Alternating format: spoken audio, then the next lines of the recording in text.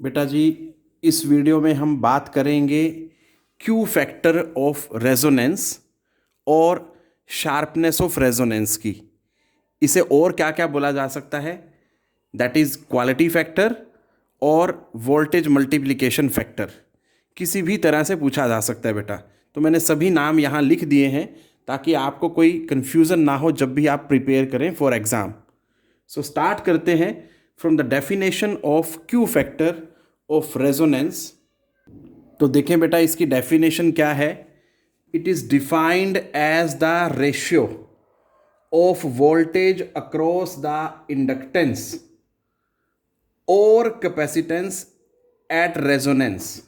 क्या मतलब? देखो, रेशियो है वोल्टेज अक्रॉस इंडक्टेंस। बेटा ये V L Q is equal to ratio of voltage across inductance. और बेटा जी इसका मतलब एक और डेफिनेशन दे रहा है, वो और लिख के, that is the voltage across capacitance to the voltage applied across R. मतलब दोनों के डिवीजन में बेटा क्या आ जाएगी? Voltage applied across R. तो देखें बेटा, ये रेशियो बना क्यू फैक्टर का V L by V R या Q is equal to V C by V R बेटा जी। बट ये ध्यान देना बेटा, ये जो वोल्टेजेस हैं ये रेजोनेंस पे, ठीक है बेटा, जो है उनकी वैल्यू डालनी है बेटा। अब मैं इसको अगर फर्दर सोल्व करूं दोनों को साइमल्टेनियसली, तो क्या आता है? Q is equal to V जो होता है बेटा, that is I into XL और यहाँ पे I इंटू आर। क्लियर है बेटा? और अगर मैं इसमें देखूं Q is equal to V C के थ्रू देखूं, अगर जो वी सी की वैल्यू है that is I into X C और वी आर की जो वैल्यू है that is I into R. ये मैक्सिमम वोल्टेज की बात नहीं कर रहे हैं बेटा, हम सिंपल वोल्टेज की बात करें तो वोल्टेज जो है सिंपल I इंटू रेजिस्टेंस होता है थ्रू दैट पर्टिकुलर इंस्ट्रूमेंट। अब जैसे वी सी है तो that is voltage across capacitance, तो करंट और ये रेजिस्टेंस जिसको हम कैपेसिटेटिव रिएक्टेंस बोलते हैं। तो अब देखो आई से आई कैंसिल हो जाएगा बेटा और इधर भी आई से आई कैंसिल हो जाएगा। सो जो क्यू बना हमारे पास वो क्या है? इस डेफिनेशन से और इससे, दोनों से अगर हम देखें तो बेटा क्यू जो आया हमारे पास वो एक्स एल बाई आर हो गया और दूसरी डेफिनेशन से एक्स सी बाई आर हो गया। अब एक्स एल की अगर मैं वैल्यू रखूं तो बेटा जी क्या आता है? ओमेगा इंटू एल होता है, बट हमने वैल्यू लिखनी है एट रेजोनेंस वाली बेटा।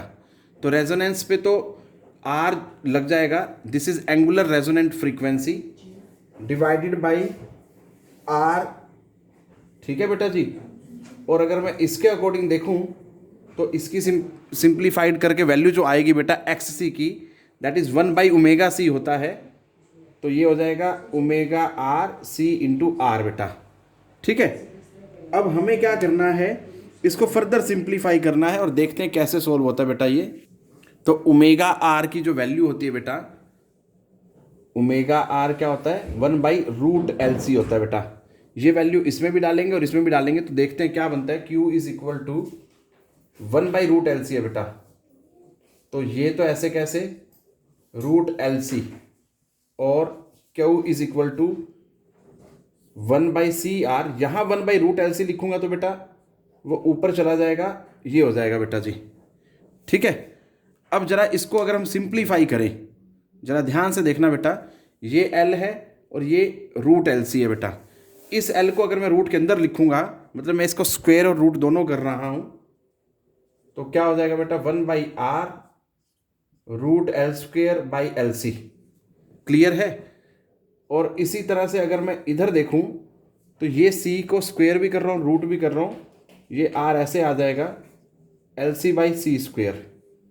तो अगर आप इसको सोल्व करें, देखो जरा, एक L से ये कैंसिल हो जाएगा, एक C से ये C कैंसिल हो जाएगा बेटा।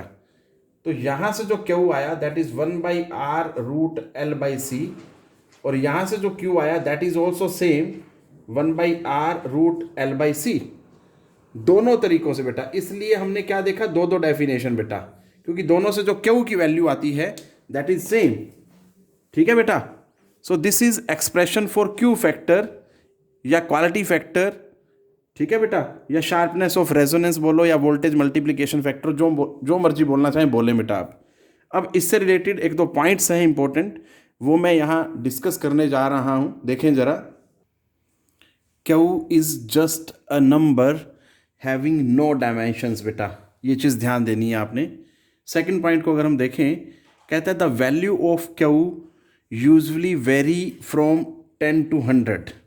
हाउएवर जब हम इलेक्ट्रॉनिक सर्किट से डील करते हैं विद वेरी हाई फ्रीक्वेंसीज, उस कंडीशन में जो क्यू की वैल्यू है दैट मे हैव 200। तो इससे हमें समझ जाना चाहिए, it should be clearly understood that higher the value of Q the narrower and sharper is the resonance. मतलब इसको इस तरह से समझ सकते हैं बेटा, क्यू की वैल्यू जितनी ज़्यादा हाई होगी ना बेटा, मैं यहाँ पे आपको समझाना चाहता हूँ कि मान लीजिए ये इस तरह से ग्राफ आया बेटा, तो ये क्यू जो है, एक ये है, इसको नंबर 1 दे देते हैं, और एक ये है बेटा जी, ठीक है, इसको नंबर 2 दे देते हैं। तो इसमें क्यू जो है आपका लो है, क्यू लो, और इसमें क्या है बेटा, क्यू हाई।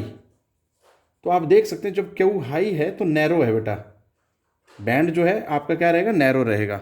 जब क्या है, क्यू जब लो है तो बैंड जो है बेटा ब्रॉड हो जाएगा, ये चीज़ देख सकते हैं आप।